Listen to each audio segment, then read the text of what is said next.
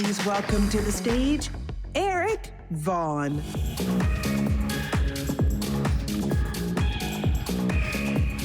Well, good afternoon, everybody.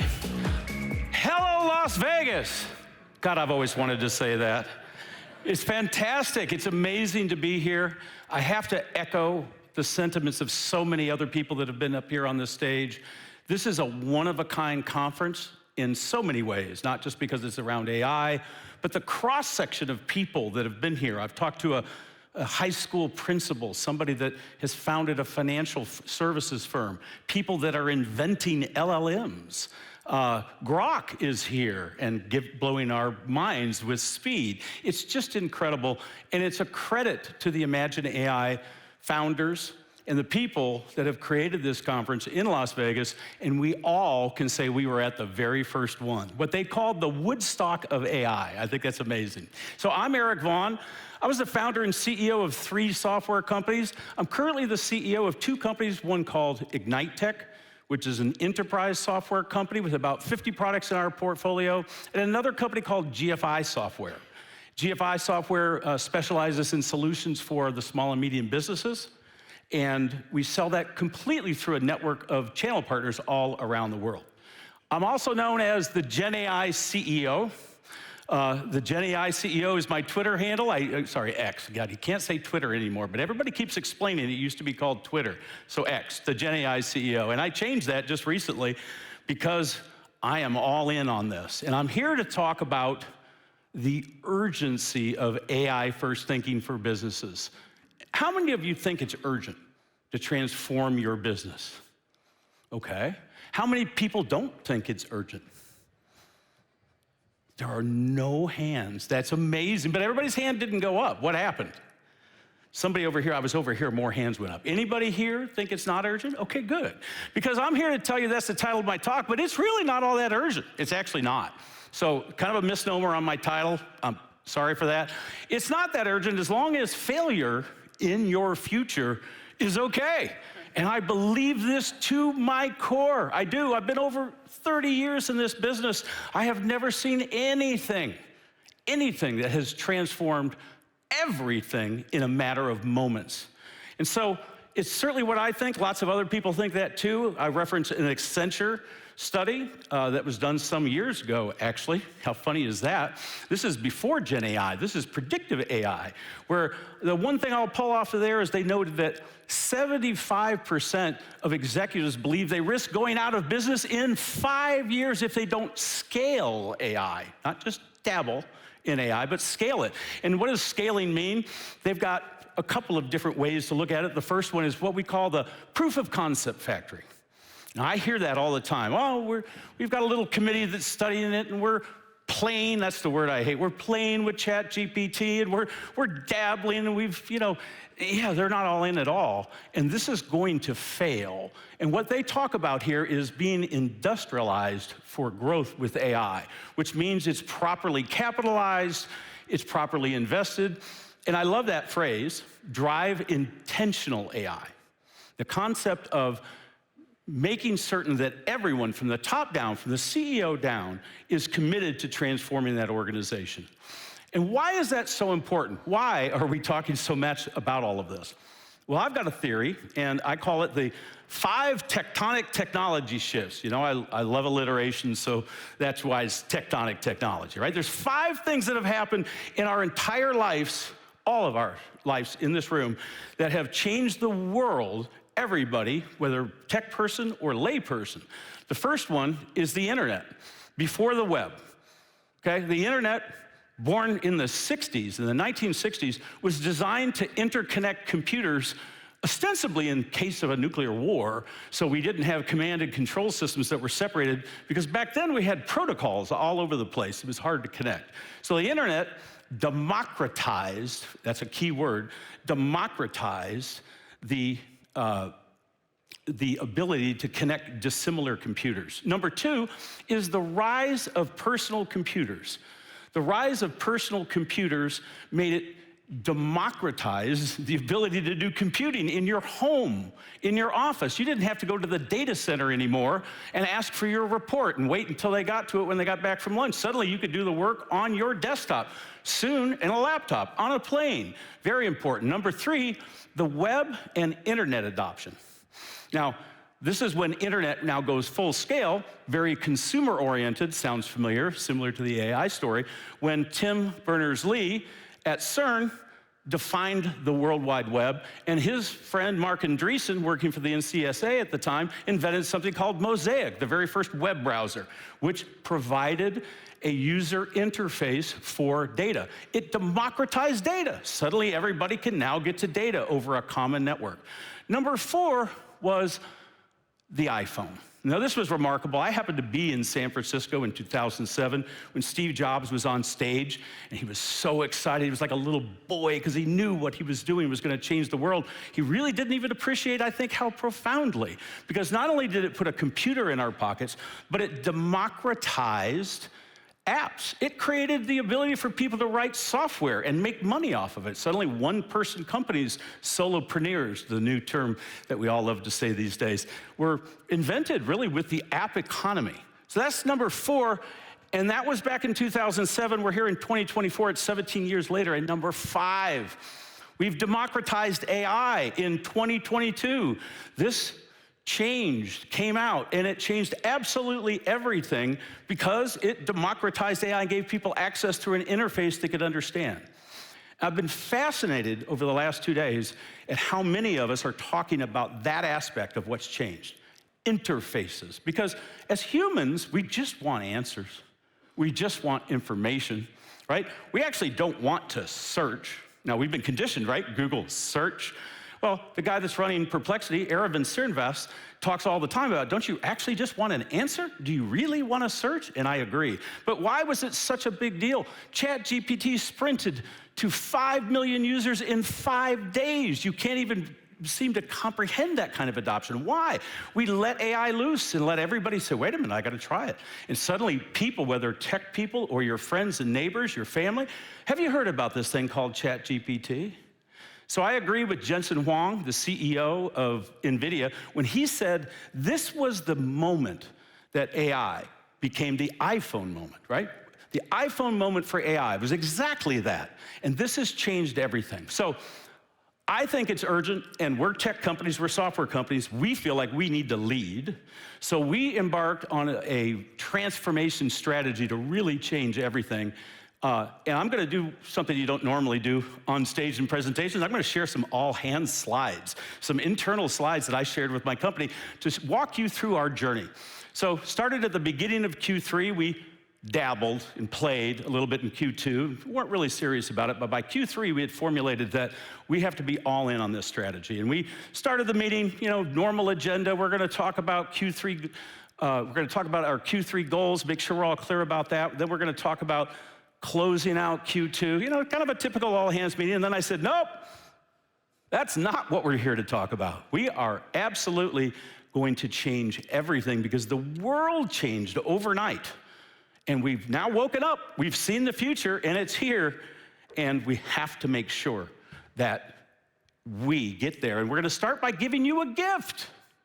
This is exactly what I said, same slide. We're gonna give you a gift. We're gonna give you a gift of time, investment, education, excitement, enthusiasm, focus to transform your lives and your careers, certainly for all you do here, around this AI revolution. And to be clear, this is totally gonna be a culture shift. We told everybody that. It's tough. It's not easy. You're gonna get a lot of people. Some of them are gonna look like this. You gotta find these people really quickly. They're gonna fold their arms. They're gonna be like, yeah, there's no way that AI will ever do what I've spent 20 years doing. It can't write code. It can't write content. It can't generate graphics, not as good as I do. And that's a problem to overcome with people's thinking. It's easy to understand and you can appreciate it, but you have to find these people. You also have to find these people. You can't teach an old dog new tricks. I had a lawyer friend, I was working with him on something, and I told him about ChatGPT just for editing his documents, like keep terms straight, that kind of thing. And he said, Eric, you can't teach an old dog new tricks. I said, David, you're so wrong. I hope you're retiring soon because all your competition will be doing this soon. You have to find those people, because if you don't find them, you're gonna end up here where you've done a lot of work, you've invested, you've created time, and no matter what, you can't get that horse to drink.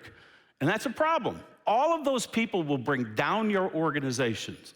If they don't buy in, it won't work. So we ran a program in that quarter that we talked all about engagement. And it wasn't measuring skills, it wasn't measuring aptitude, it was measuring whether you were trying. And we were giving you every opportunity to try. We said, there's gotta be engagement. We're gonna run a whole month program. We're gonna score your engagement, the amount of work you do on this. You're gonna be given all the resources to do it. And we're gonna award prizes of $2,500 to the top 5, measured by the leadership team for some projects. And then we're going to establish a floor of engagement. And if you're below the floor, you'll be leaving the company. And we did that. We had to do that in Q3. We made it very clear, gave everybody equal chance. The only way you got yourself in the basement is if you didn't try. So we were sussing those people out. We came back to start Q4, and we said, this is why, folks, everybody's got to be in the same boat, rowing at the same speed, in the same direction, because if you don't, it's gonna look like this. Not only are there multiple boats, we got one guy on his phone, another one's checking his watch. I mean, this isn't gonna work if you're trying to actually get your company to transform. And funny that Michael Moe talked on this stage yesterday about Kodak, because it was in our all-hands slide too, the story of Kodak. Great story. Inventors and patent holders of the digital camera, they buried it because they were afraid that they were going to cannibalize their film revenue. Well, this treasured company of the United States is now gone. So we came back in Q4 and we said, all right, where are we? Here's the leaderboard, looks similar to the one in Q3, but we don't have a basement anymore. We have the 5 people that won the $2,500. Everybody else is in the green zone. There's nothing at the bottom. Those people have exited. We made it very clear. So we said, now we're taking it to another level. It's not just us doing work and sponsoring projects. We're going to bring in some experts. This gentleman's name, Ethan Mollick. If any of you are not following him, you should. He's a Wharton MBA professor at University of Penn. He is a very outspoken advocate for AI, but he also questions a lot of things. And he uses his classrooms as petri dishes to do experiments and publish those results. Fascinating stuff. So we hired him to come into our companies and sponsor a workshop and spend time with us. First of all, this was his presentation, what he called AI and everything. And then he came back for a workshop where he actually looked at people's prompts, looked at people's GPTs, answered some of their questions about different tools and the like, because we wanted our team to see we were so serious about it that we were spending serious money to bring outside experts in to energize this.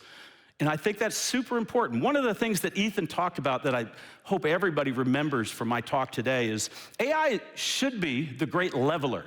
So this was a study that Ethan and the Boston Consulting Group did together, where it showed that lower skilled workers and higher skilled workers using AI, the lower skilled workers leveled up much more. They benefited from improvement much more than higher skilled people. Now, the higher skilled also benefited, as you can see from the percentages, but we're able to bring people up, right? Isn't that the rising tides lift all boats message?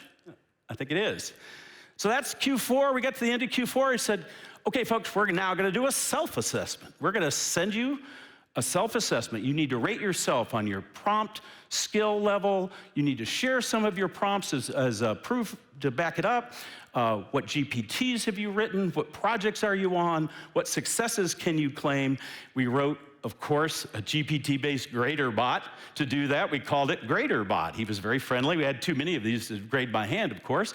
And so that helped. We got information about everything that had happened in the organization in each individual level. What did they do? It even wrote a holistic analysis of how that person had done in their AI journey of trying to transform and become AI first.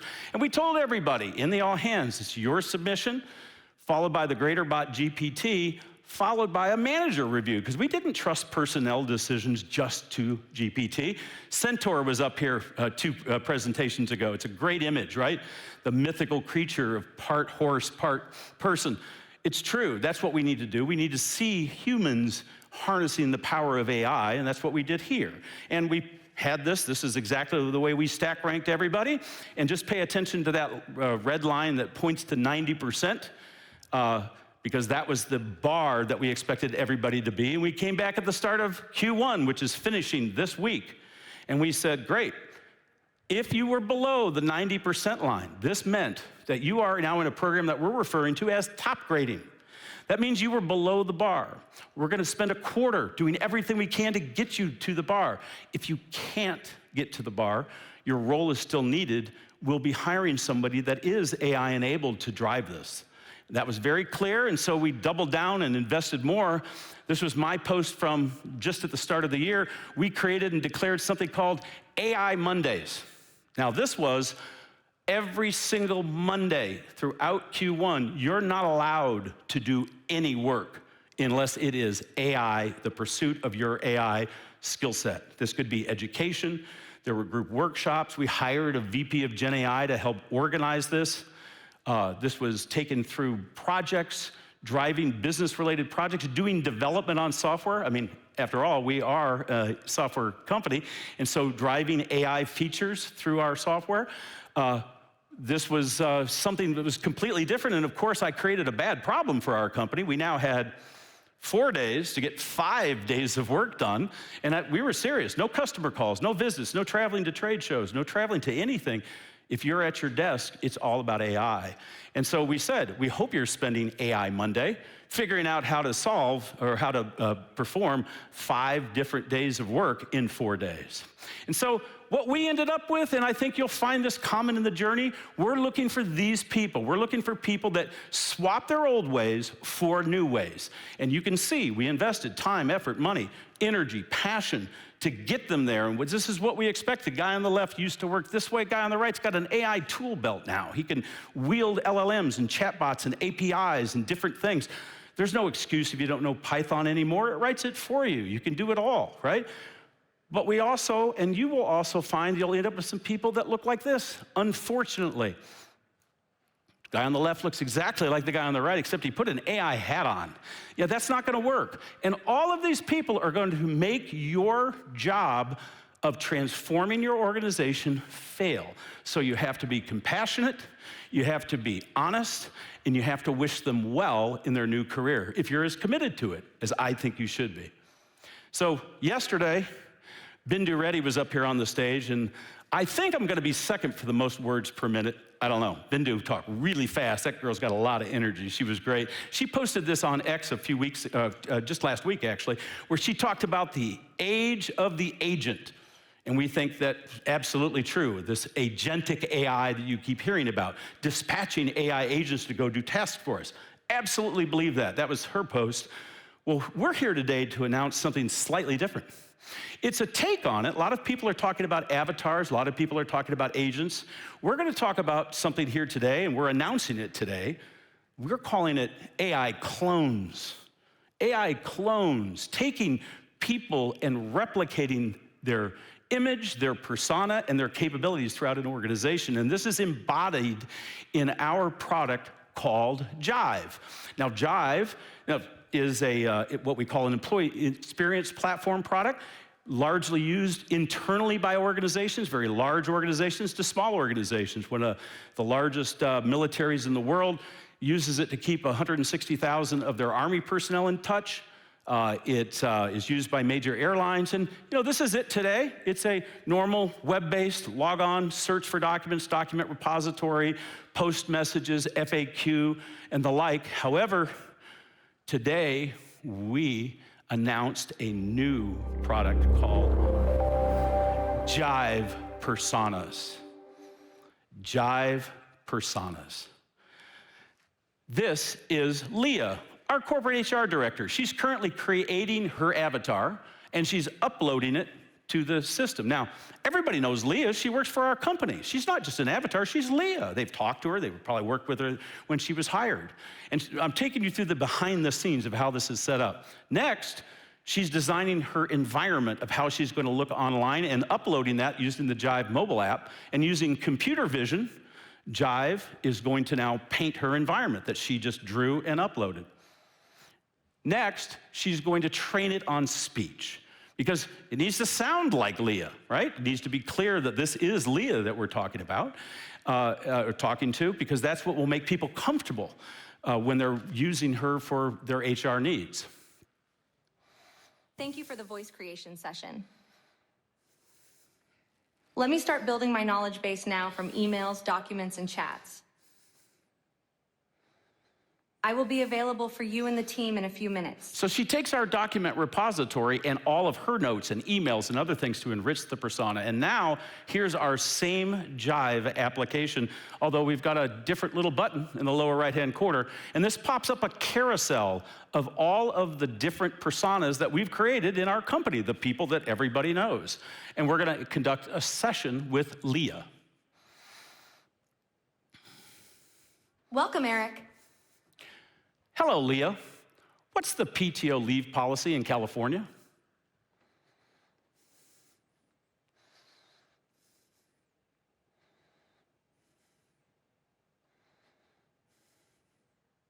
In the California branch, you are entitled to 2 weeks paid leave per year, besides exceptions. Okay, I already took my 2 weeks, but I have a lot of overtime, and someone told me it can be transformed into extra days of paid leave.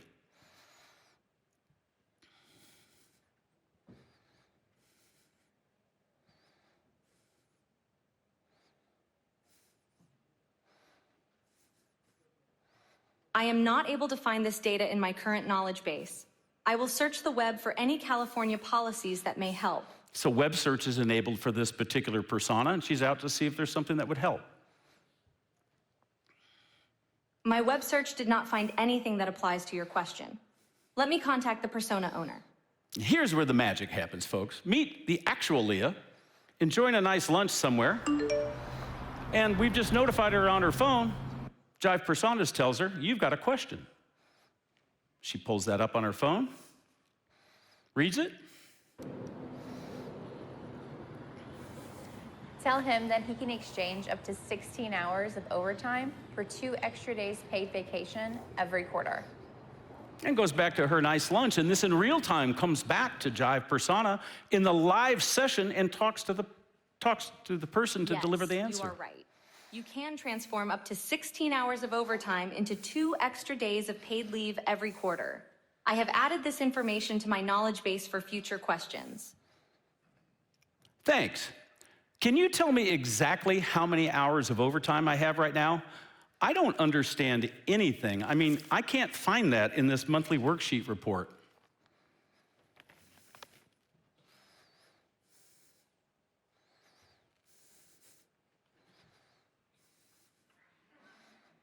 Of course, can you show me the report? Sure. Let me snap a picture and upload it to you.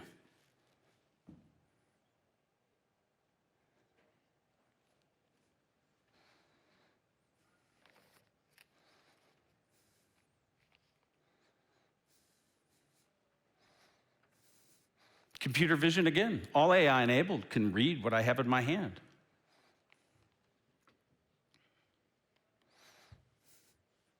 From that report, between January and March, you had 27.4 hours of overtime. So if you have not converted any overtime this quarter yet, you can get 2 extra days off. Thank you, Leah. We can end the conversation now. Now, that is the way software is supposed to work. And with AI, it's what we can do today. Familiar people replicating themselves, AI clones across the organization. You're welcome. I am always available for all your questions.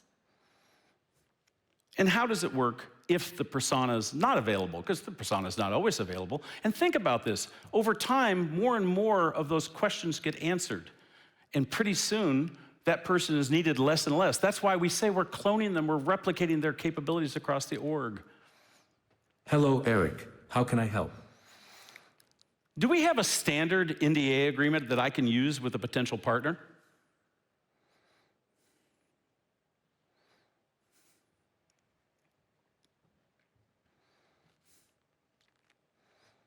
Yes, we have a standard NDA that can be used. Should I send that to your company email address? Yes, please. Also, Can I modify this NDA to a different state for choice of laws, namely North Carolina? That's where the partner is.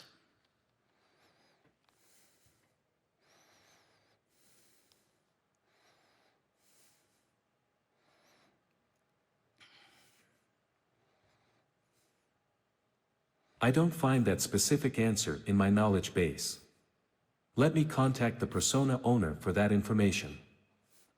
So Ed Meyer, our general counsel, happens to be in a meeting. His notifications are turned off on his phone. I was unable to reach our head of legal, the persona owner. I have notified him about the outstanding question through the mobile app and email. As soon as I receive the answer, I will forward the answer to you at your company email. That's great. Thank you. That's all I need. And that is the way software is supposed to work. Natural interfaces. And oh, by the way, it's multilingual. Leah only speaks English, but we have people all over the world. You can conduct this session in French. You're welcome. Jive Personas is always here when you need help. A little latency there, Ed. We got to switch to Grok. Good Lord. Isn't that the way software is supposed to work, naturally and easily, and make it all come to them? And this, folks, is why you need to transform your org to AI. No matter what walk of life you are in, IgniteTech and GFI are focused on delivering these kinds of capabilities and will. This was just announced today. We're super excited. Thank you all for being here. I have loved this week, or these last couple of days. It's been amazing. Have a good rest of the day.